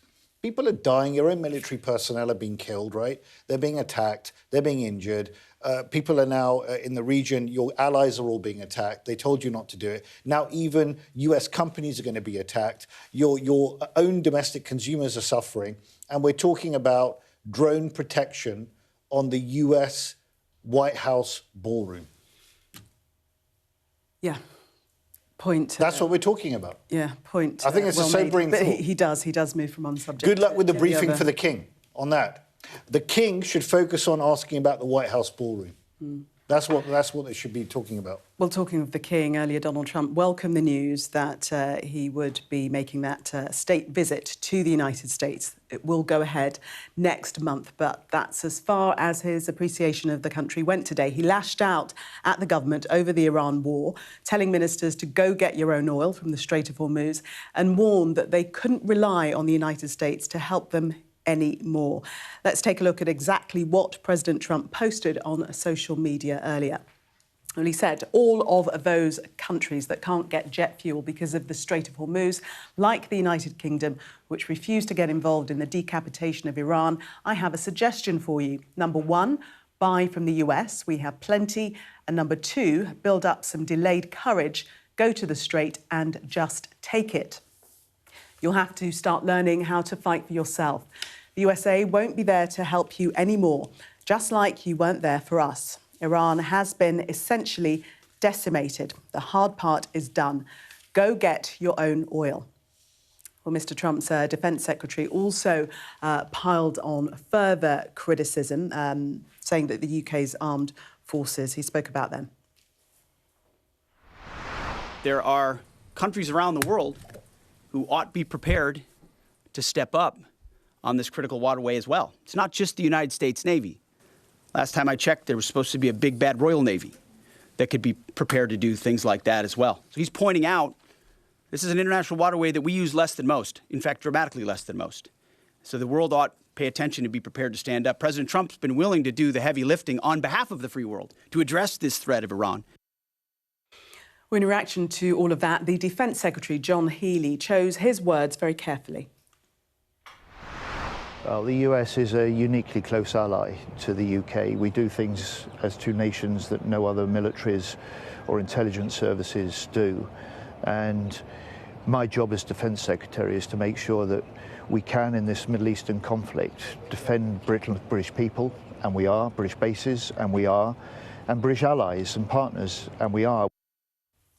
A very measured response there from the Defence Secretary. You can see our political correspondent Alexandra Rogers is with us. Keen will presume to try and preserve what's left of the special relationship. Yes, it's very much downplaying the rift, but I think really the government's been accustomed to all these insults. We've had them since the beginning of the war, even since the beginning of the year when Donald Trump started making threats on Greenland. And I think whenever he does lash out, the government's response is to kind of keep calm and carry on and keep suggesting that the special relationship isn't as fractured as it clearly is, because we're still very much at odds with the US over this war and Trump's aims. Sonia, relationship obviously fractured, but we have the king in our back pocket and the state visit is still going ahead. We do. It's a pretty powerful card, to be fair, and Donald Trump has always had a soft spot for the British monarchy. He placed great emphasis on his first state visit to the UK, on his invitation to Buckingham Palace, official state banquet, etc. So it is an important card to have.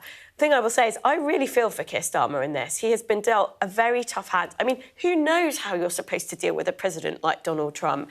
He has tried to kind of play it quite softly with Trump in the past. He took a firmer line in terms of he allowed Trump to use UK bases, but he was quite strict about how far that went. He's got a lot of credit for that. I think most people, most voters will look at the way that Starmer is dealing with Trump and think, fair play to the guy. What would I be doing in this situation? What does diplomacy even mean in this world when you've got Donald Trump in the White House? So I think he just has to get through this as best he can. In latter days, as you say, he has been standing up to Donald Trump, and that's playing well for him, Sir Keir Starmer, isn't it? Yeah, look, Sir Keir Starmer's stuck between Scylla and Charybdis, right? He's been between a rock and a hard place. He's doing the best he can. I think it's playing well with the British public, but I think he's doing it because he actually cares about something called conventions and laws and all the rest of it. And if you're going to be talking about contraventions of international law when it comes to Russia invading Ukraine, you better be standing behind it. Otherwise, the rules-based order means absolutely nothing. I mean, I never thought it meant much, but at least Keir Starmer is holding onto the fig leaf of that. I think the British government and Europeans generally need to accept that NATO's dead. It's dead for now. It might get revived if you have a sensible US president in the future. But are we to really believe that the US would be coming to the defence of Europe if a NATO member were attacked? Of course not, which is exactly why the Russians fly sorties through NATO airspace with compunction, because they know that NATO's a paper tiger, and it is. And the real question for Europe, the question, of course, is how do you respond to this new climate, exactly, to this new world? We're all talking about increased defence spending, but here in the UK, actually, there are questions about when is that funding coming on stream? What exactly are we going to be spending on? Are our European allies going to be spending the same? Can Europe stick together without America being the world's global police? But it is fair to say that they have been focused on the question now because of Donald Trump. We're going to be looking at all of those subjects when we come back in the newspapers, see how they're covering them. Do stay with us for more.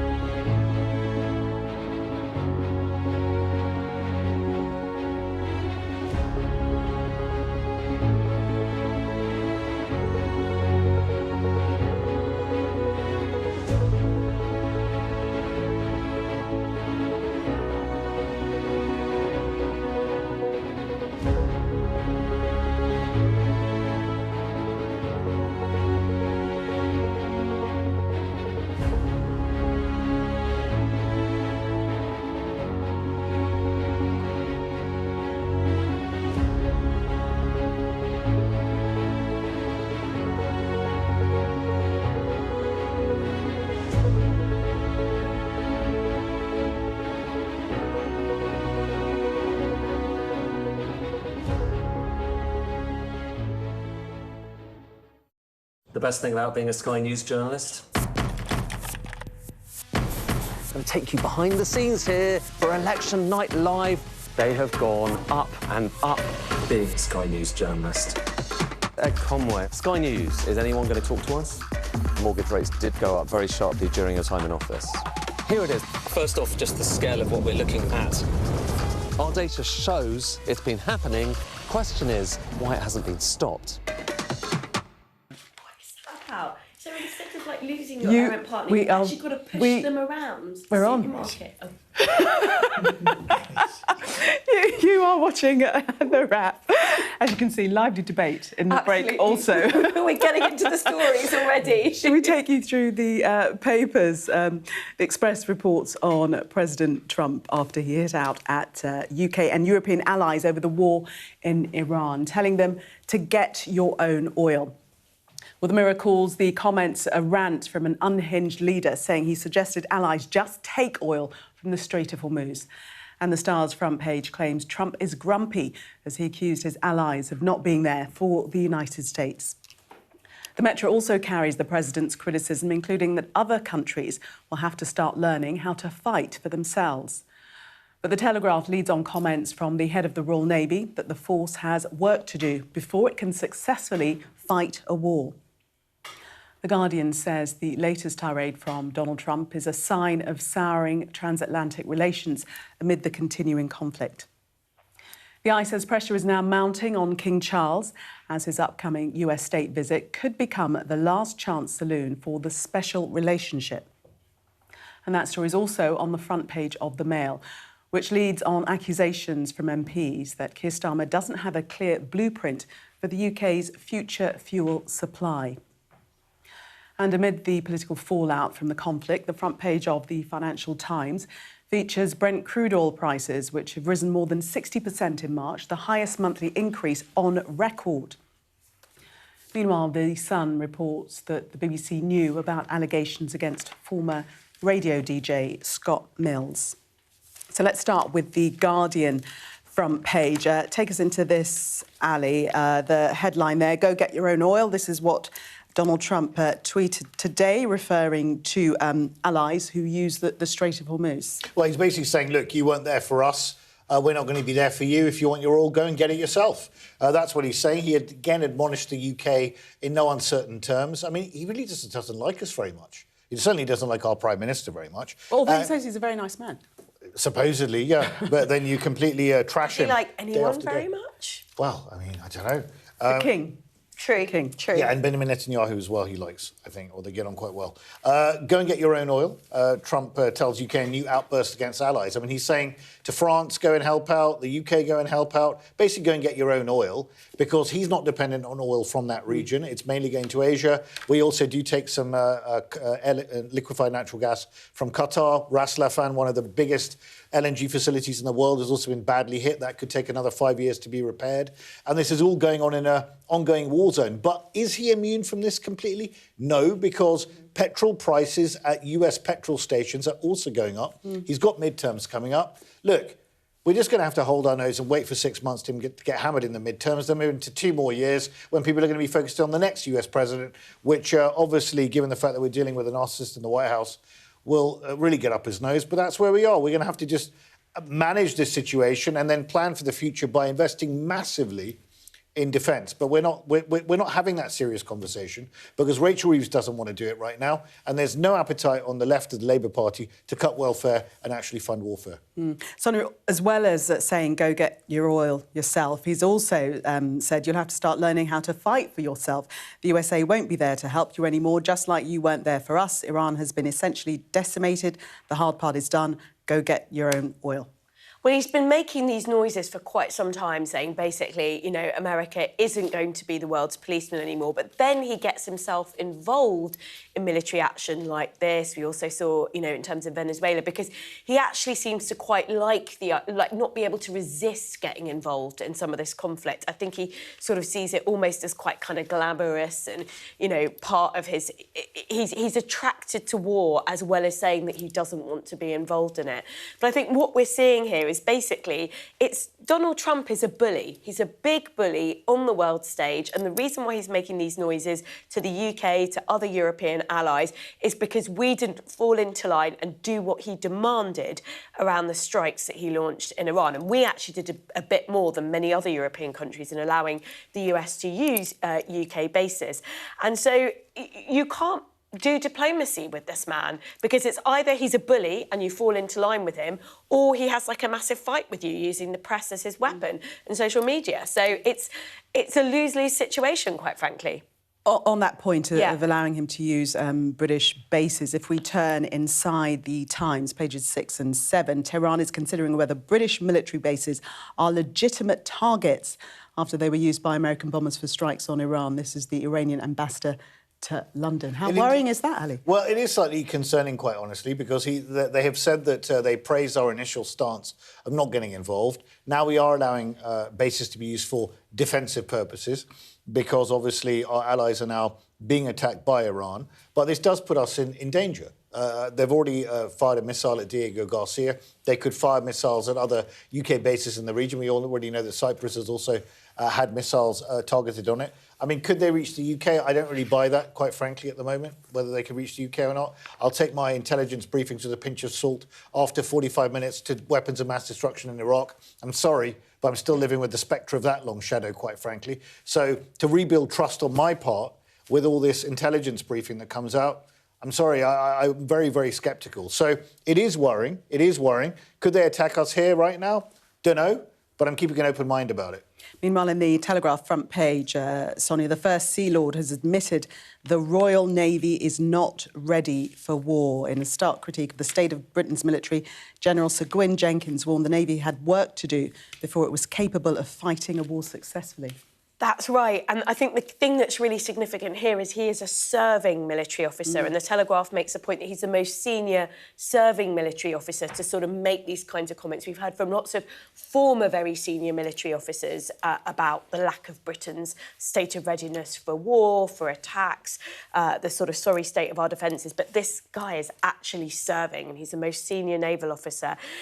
On one level, he's just saying the obvious, right? I mean, it was pretty obvious that our Navy was not in a sort of state fit for action by the fact that we couldn't even get our warships to the right places. You know, they were in repair, they were in harbour. So on one level, he's saying something very obvious, but on another, it is very, very politically significant that you've got somebody who's serving, who's neutral, really, from a political perspective, making the point. We're not ready. And this comes in the context of a huge debate about defence spending in the UK. Keir Starmer has committed the government to be spending more as a proportion of GDP on defence in the next decade. But, and there's a big but, that's not really been worked through in the spending plans yet. Where's the money going to come from?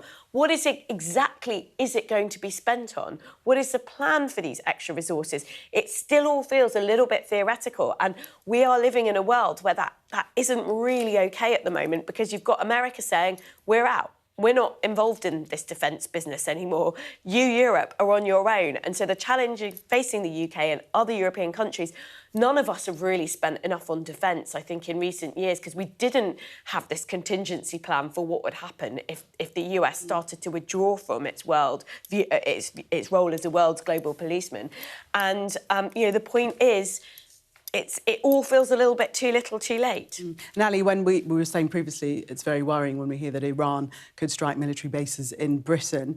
And presumably Iran is listening to this warning from our First Sea Lord that we're not ready for war. Yeah, well, it's embarrassing. But look, it's not down to the Labour government. This is successive governments for many, many years that are underinvested in defence. And look, hindsight's a wonderful thing. When you're living in an international hegemony run by the US, right, where you're basking under the protection, the umbrella of US protection, you know, we did it deliberately. We did it willfully. We didn't invest in our own defence because we thought we had the protection of a benign hegemon. Well, it didn't turn out to be that benign. Now we're caught with our pants around our ankles. I mean, that's a serious thing. Now, are we actually going to have a hard-headed look at this? And to be fair to Emmanuel Macron, and he was getting a lot of criticism a few years ago, including from me, when he was talking about strategic autonomy for Europe, because it was felt that it would undermine NATO. Well, NATO's dead. Right? It's going to now be Europe trying to club together with like-minded nations with similar values that actually try and strategically come together and not just talk about defence spending in terms of GDP amounts, but also about capabilities. What do we need to win wars? And particularly asymmetric wars like this, where you've got drones that cost, you know, a few £1,000s versus Tomahawk missiles costing millions, and they're wreaking havoc all over the region, right? It's asymmetric warfare. We have seen Europe it's fair to say, come together in their reluctance to support Donald Trump in the war. So perhaps that's a positive repercussion of being left out in the cold. Let's have a look, moving away from the war, to the front page of The Guardian, and this story about the NHS to offer weight loss drugs to 1 million or more people. Yeah, this is a really interesting story. So NICE, which is the NHS watchdog that approves treatments, has now approved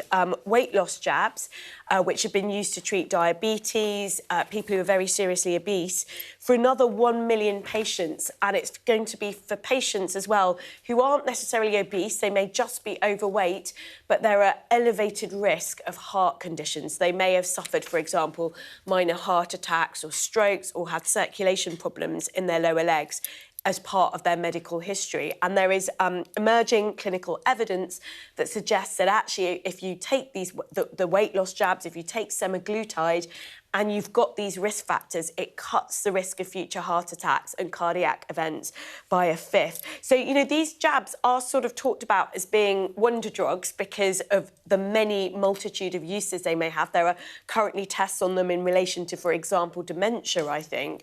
So they could end up being the modern-day aspirin, but at the moment they're still very expensive, there are still shortages.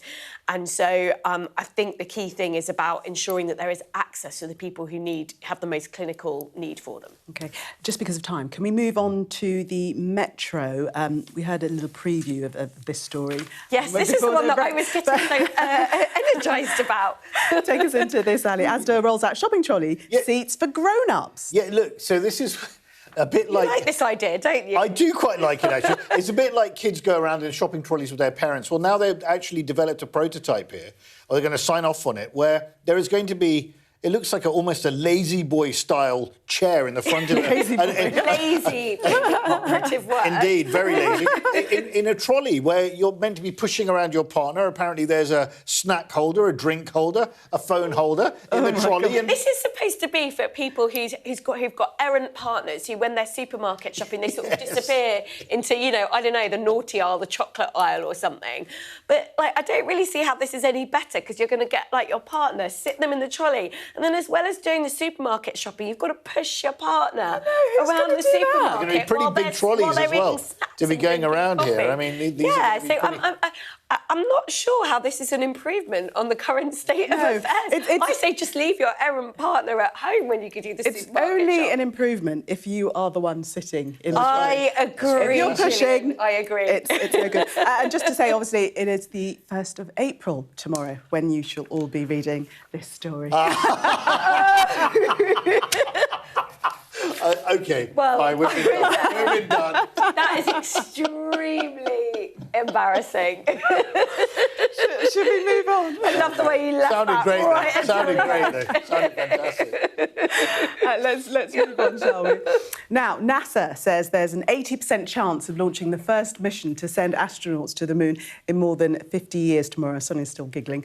The space agency has given an update on how weather conditions in Florida might affect the Artemis 2 mission. Well, our science correspondent Thomas Moore caught up with NASA Administrator Jared Isaacman at Cape Canaveral and asked how the team were feeling ahead of the launch. We've had an opportunity for a very long time now to get prepared for this moment. Lots of flight readiness reviews, like pre-flight readiness reviews, flight readiness reviews, testing of all the hardware, training, simulations. You know, the team is ready. The astronaut spirits are really up. They're energized and ready to go. So, you know, I think this mission's going to go. Unless we are very confident that we understand all the risks and that we've done everything we can to drive them as close to zero as possible before accepting them, we don't go. So there's no balance on schedule. If there was anything that we didn't like that created an elevated degree of risk, you don't launch. You just don't launch until you're ready. But I'll tell you, with all the preparation leading up to this, we're feeling very confident. They are very confident. There it is, Artemis. Gillian, I feel like the need to ask if this is an April Fool's joke now. No, it is not. No, it is not. We've known about this for some time. 80% chance of liftoff. The weather's looking good. NASA chief, we heard there, very confident. And he, interestingly, actually, Jared Isaacman, has been to space himself.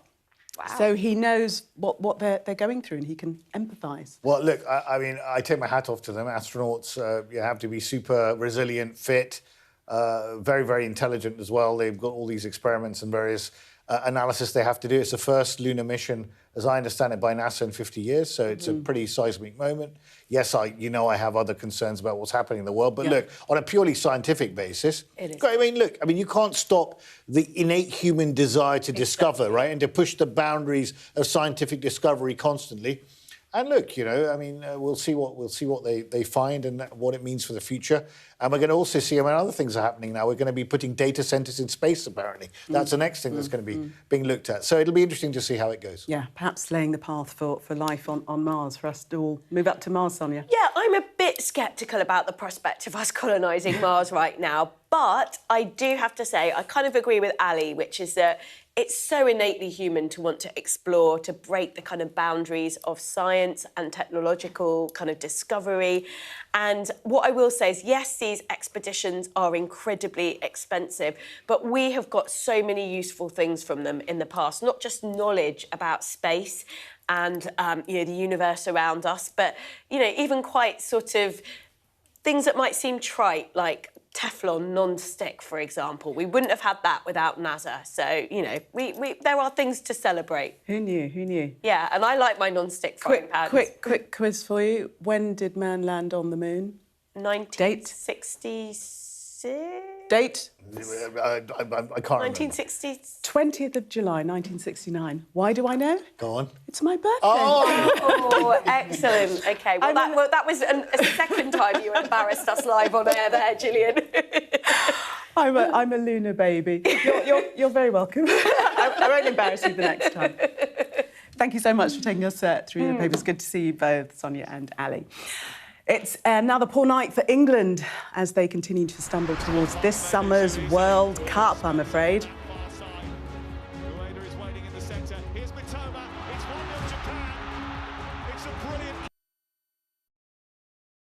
I'm Neville Lazarus and I'm Sky's reporter based in Delhi. Over the next 45 days, an estimated 400 million Hindu pilgrims are expected to converge here in Prayagraj on the banks of the holy river Ganga and Yamuna. Jubilation in the streets, while some emotional. This is a political victory for Prime Minister Modi and his Hindu Nationalist Party. We take you to the heart of the story in the largest democracy in the world. Go ahead, back white jacket. Deborah Haynes from Sky News. He called you Daddy earlier. No, he did it very affectionately. Daddy, you're my daddy. Thank you. Leicester is on its knees. They've ripped the soul out of my factory and there's nothing left. It is eerily quiet. It's constantly on the brink of capacity. There's overcrowding. It's not a new thing. It's rough. There's nothing to hide. Why aren't international journalists allowed in? Are you worried about escalation? Of course I'm worried about escalation, which is why my focus is on de-escalation. The region, I think, is on edge because they are anticipating a retaliation. Iran retaliates for the US attacks. Founding principle of the alliance, that an attack on one is an attack on all. Could Putin attack another NATO country within 5 years? Those vivid colours of summer have faded now, but the trauma for everyone who witnessed what happened here hasn't gone away. Devastation. We lost 3 of them. Ruda Cabana's guilty pleas mean they won't have to relive what they saw in court, but everyone here tells you they'll carry it for the rest of their lives. You see people running red lights time after time after time. This is an offence that sometimes has the most awful of consequences. When you speed through a pedestrian crossing, there is a risk that you could batter somebody to death. She filled our lives with light. She was innocent, she was happy. I'm Greg Milam and I'm Sky's Chief North of England correspondent. He had a beautiful death. He fell asleep in my arms. This is about a dying person's choice to die peacefully when they want to, on their terms. What's the best thing about being a Sky News presenter?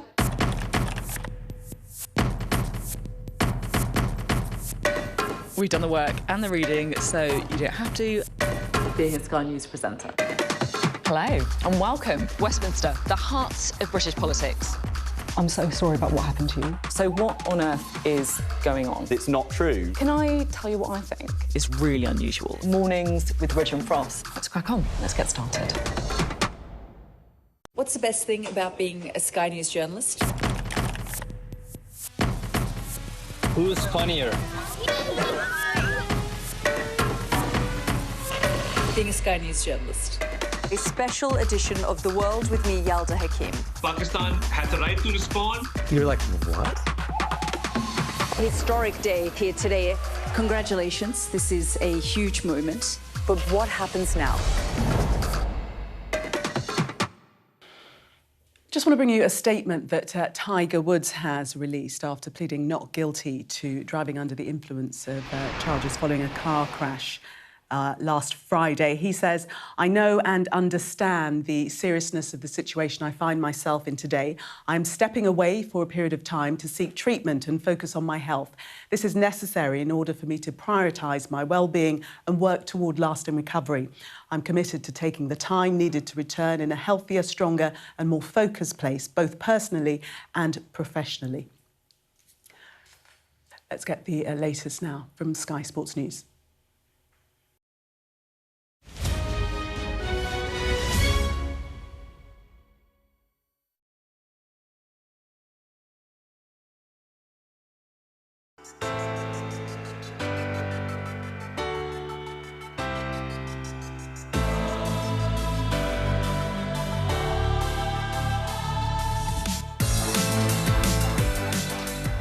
Boys, first of all, just talk me through this photo and what's going on here. I think it was a five-a-side tournament, from what I can remember.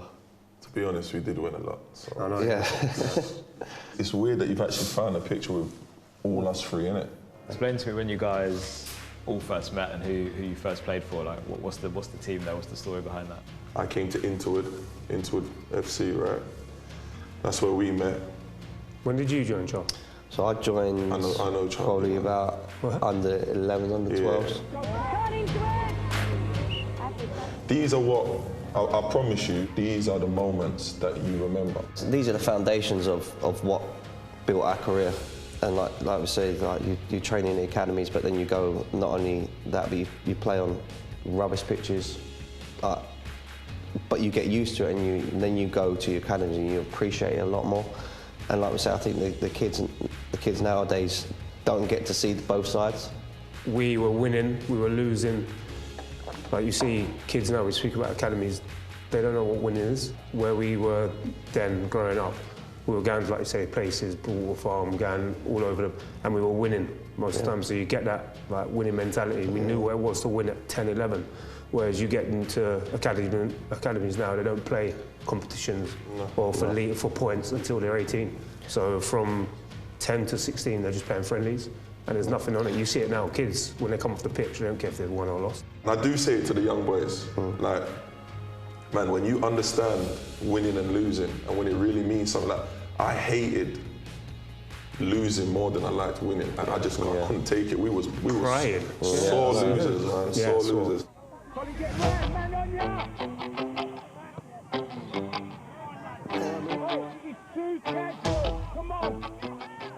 You know, Trevor was, like we spoke about, it was all of our dad's friends, and he just made that club feel like a family. We went there and we had fun. Like he set the foundations for that club. Him and his brother Danny, you know, Danny's training, and what I loved about Danny going there on a Saturday's training was you had 12-year-olds training with 17-year-olds. Yeah. And they're all together, there was no bias, there was no anything, and the whole point was, if you're good enough, you're going to do it and you're going to show.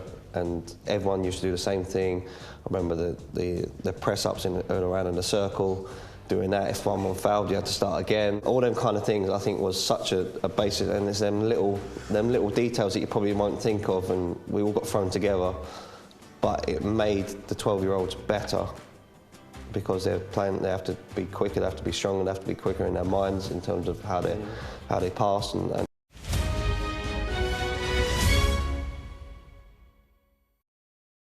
Wrap. Thank you so much for watching. Stay with Sky News.